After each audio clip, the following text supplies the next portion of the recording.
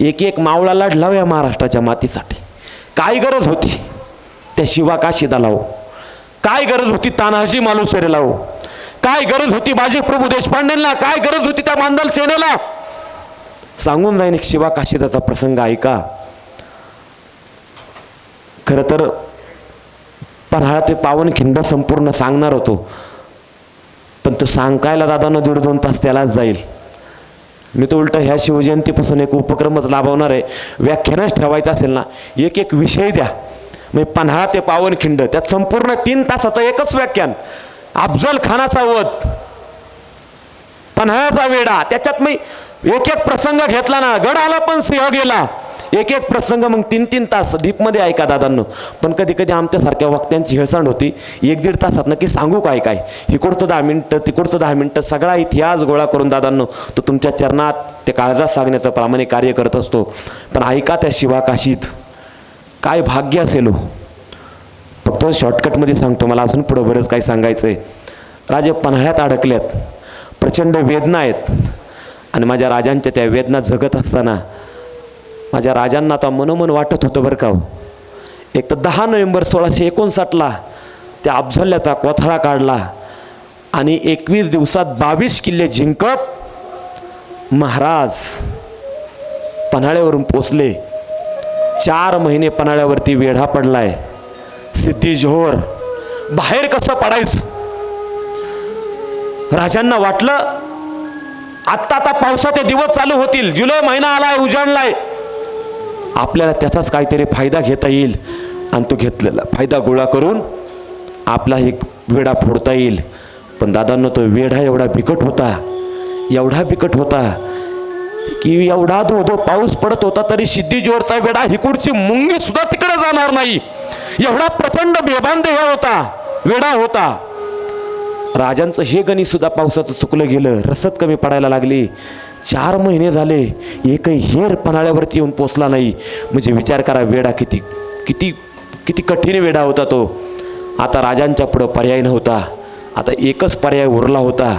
राजांच्या मनात संकल्पना आली, आता प्रति शिवाजी राजा बनून एखाद्या दिसणाऱ्या मावळ्याला सिद्धी जोहरच्या वेड्यासाठी तह करण्यासाठी पुढं पाठवायचं, आणि तह करण्यासाठी शिवाजी राजे पोचले असं जर सिद्धीला कळलं तर वेढा सैल होईल, आणि त्या सैल झालेल्या वेड्याचा फायदा घेऊन पावसाचा सुद्धा फायदा घेऊन आपल्याला पुढं जाता येईल. आणि म्हणून दादांनो तो शिवा काशीत नावाचा एक मावळा शेम महाराजांसारखा दिसायचा. इतिहास तुम्ही ऐकला असेल, पण मला अजून पुढं जाऊन सांगायचं आहे. त्या शिवा काशीदाला गडावरती बोलवलं गेलं. सगळी हकीकत शिवाजी महाराजांनी शिवा काशीदाला सांगितली. 4 दिवस आदब लक्षात यावी म्हणून 4 दिवस रोज शिवा काशीदाला गडावरती बोलवण्यात येत जाणं होतं, गडावरती ठेवून घेण्यात येत झालं होतं. दादांनो आता कार्य समीप जवळ आली आणि शिवा काशीदाला आता शिवाजी महाराज होण्याचा मान मिळणार.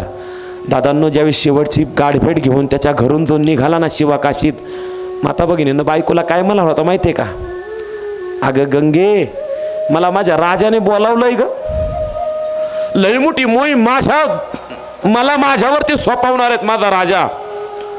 अगं म्या राजांसारखा दिसतो ग, तुला कधी खात्री पटेल. त्याच वेळीस त्या शिवा काशी त्याच्या पत्नीने सांगितलं होतं, मी एक काम करा ना धनी, तुम्ही लय बोलताय, लय टाप हाणताय, राजांसारखं दिसताय, तुमची जी काय मोहीम आहे ना ती मोहीम उरकल्यावर राजांना आपल्या घरला घेऊन या, मला खरंच बघू द्या तुम्ही राजांसारखं दिसताय का मोकार बाता हाणता येते. अहो राज कुठं, तुम्ही कुठं, त्यांच्या पायधुळी तिथं सर आहे का आपल्याला, आपण कुठं, आपण बोलायचं राजांसारखा दिसतो. अगं गंगे तुझ्या राजांना बघतील ना, बरं एक काम कर, तुला शबूत देतो, राजांना घरला घेऊन येईल. शिवा काशीतनी सगळं बोचकं आवळून पन्हाळा घातला. आता कार्य समीप आली, दिवस ठरला 12 जुलैची रात्र 1660. राजाने सगळं सांगितलं. आता वेळ आली होती माता भगिनींनो आपले अंगवस्त्र शिवा काशीदाला द्यायची आणि प्रति शिवाजी महाराज म्हणून पालखी येणार आणि आलेली पालखी सिद्धी जोहरच्या भेटीला जाणार. दादांनो छत्रपती शिवाजी महाराज उभे राहिले. शिवा काशीत समोर उभा राहिला. तपकामध्ये एका मावळ्याला जे काय अंगवस्त्र होते राजांचे ते अंगवस्त्र आणण्यासाठी दिले. शिवा काशीदाला वेश परिधान करण्यासाठी दिला. वेश परिधान करून आला. बाकीचे अलंकार फक्त परिधान करायचे बाकी होते. दादांनो, आपल्या गळ्यातले सगळे अलंकार माझ्या राजांनी स्वतःच्या हाताने शिवा काशीदाच्या गळ्यात घातले.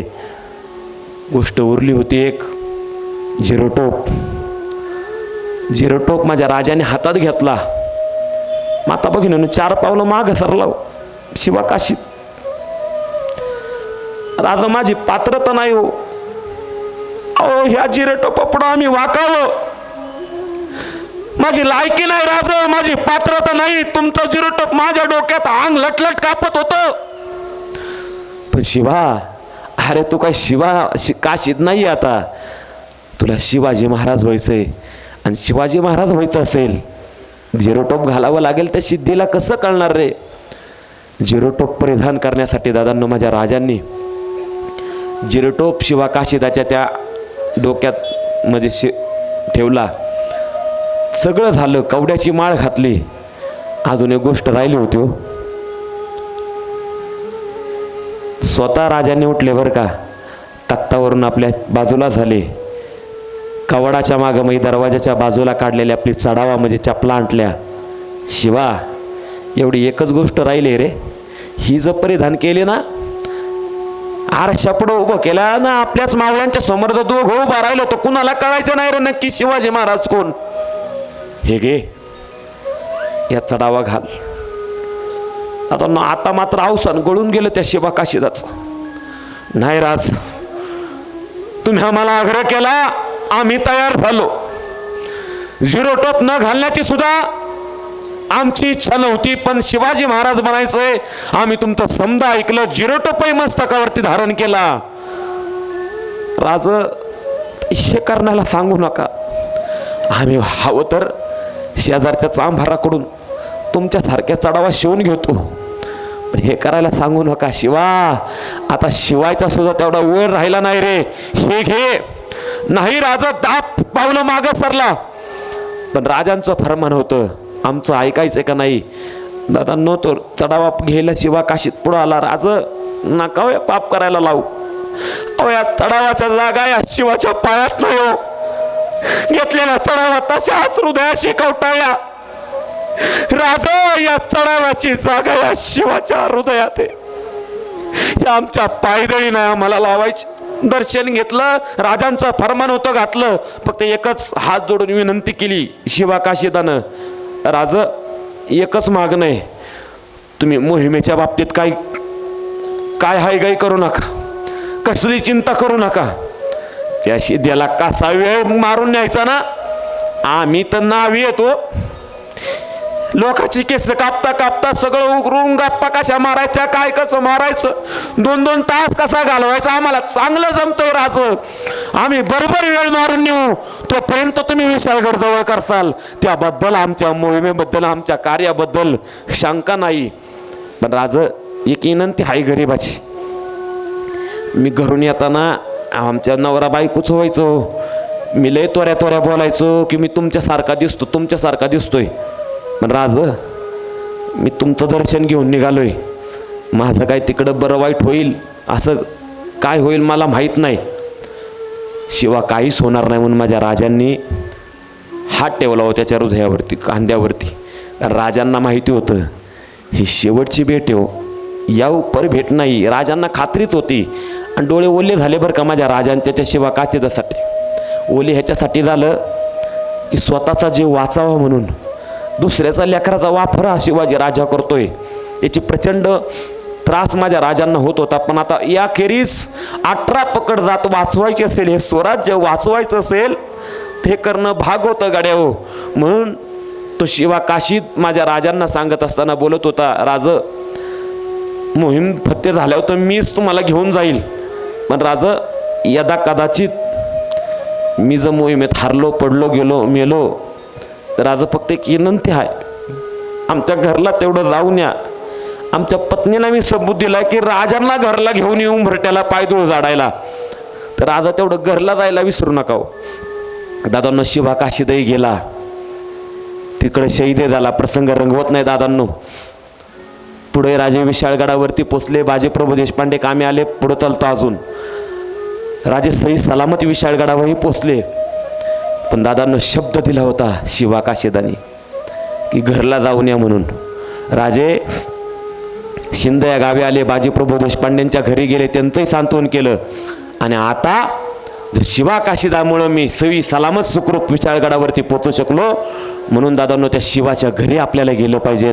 म्हणून त्या शिवाकाशीच्या घरी फक्त सांगितलं होतं राजे घरला येतात. एवढाच निरोप प्रतापरावांना सांगितलं होतं. एवढाच निरोप द्या की राजे घरला येतात फक्त.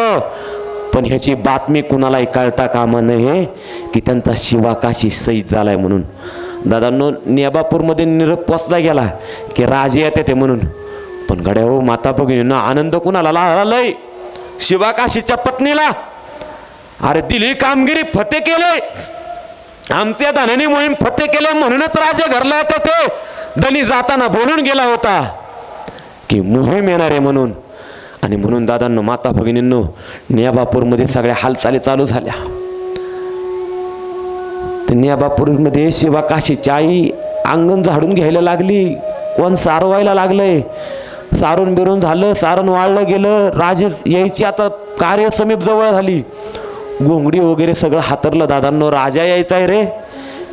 अरे नेबापूरमधल्या आपल्या मावळ्यांनी कामगिरी फत्ते केल्यावर त्याच्यामुळं तरी राजा घरला येतोय. प्रचंड आनंद. पण दादांनो गावात कुणाला कळवलं गेलं नव्हतं बरं का शिवाकाशी शहीद झालाय म्हणून. वार्ता आली. राजा पार जवळ आल्यात पठारावरती. शिवाकाशीची आई बोलते अगं सुनबाईनी बघत काय उभी राहिले. जा आरतीचं ताट तयार करून आण. ते बघ तो पठारावरून मावळ्यांची फौज दिसते. जा लवकर आरतीचं ताट तयार करून आण. शिवाकाशीची आई पुढे चालायला लागली. पाठीमागून शिवाकाशीची पत्नी माता भगिनींनो हातामध्ये आरतीचं ताट दिवा पेटवलेला. दिवा न विसता त्या आरतीचं ताट घेऊन जवळ जात होती.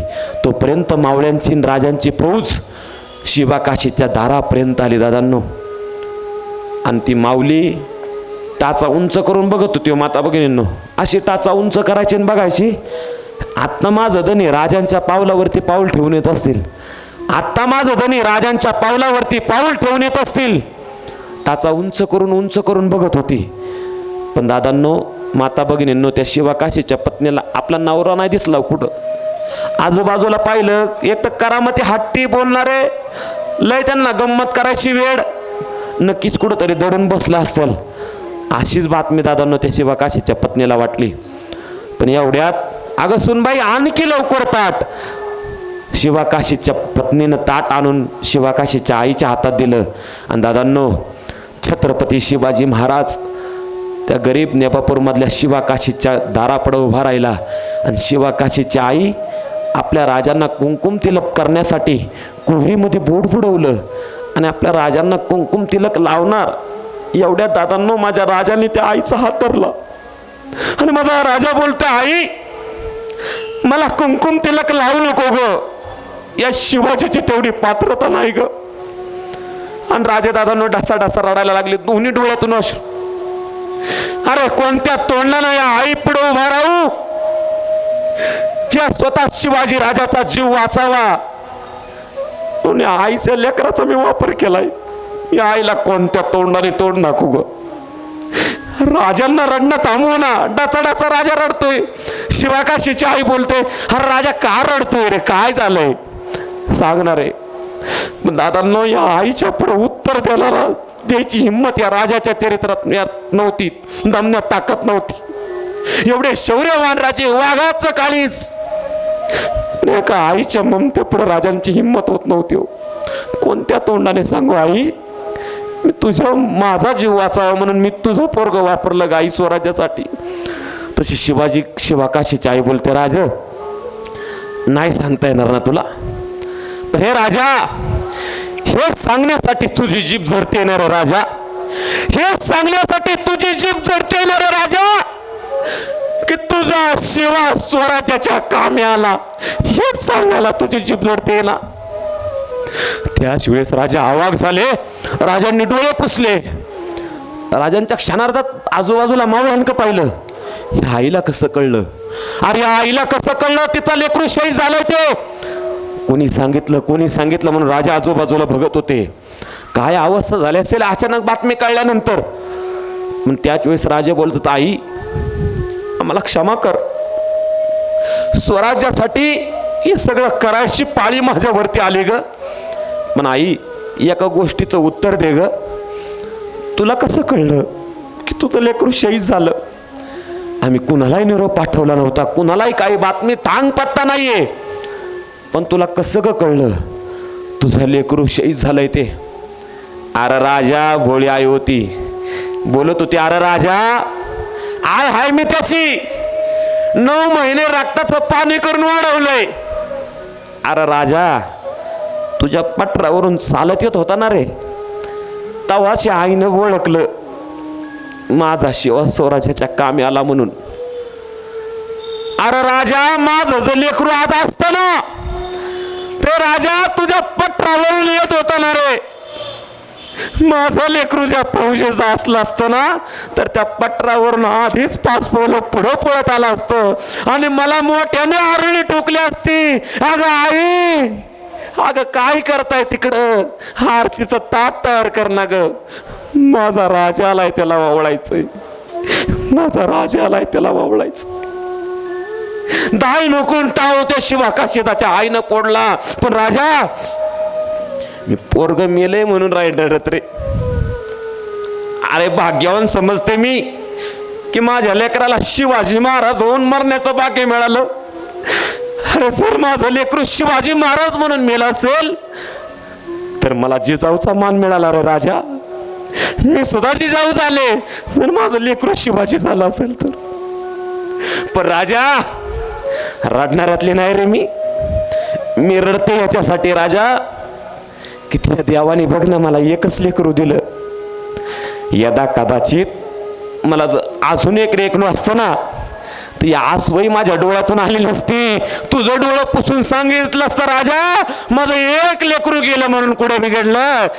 स्वराज्याच्या कामासाठी पुन्हा धारातीर्थी पडायला, स्वराज्याचं रक्षण करायला माझ्या का अजून एक लेकरू आहे. सन्मानानं स्वराज्याच्या फौजेत पाठवलं असतंय आणि राजा तेच लेकरू द्यायला माया का आता लेकरू नाही रे. या दुःखाने मी रडते. काय असेल हो दादा, काय ती लोक असतील की या स्वराज्याच्या मातीसाठी दादांनो हसत हसत राजाने एखादे कानात सांगावं आणि हसत हसत त्या राजांनी मरणाला, त्या मावळ्यांनी मरणाला मिठी मारावे. असे सैनिक दादांनो फक्त माझ्या शिवाजी महाराजांच्या स्वराज्यात होते हो.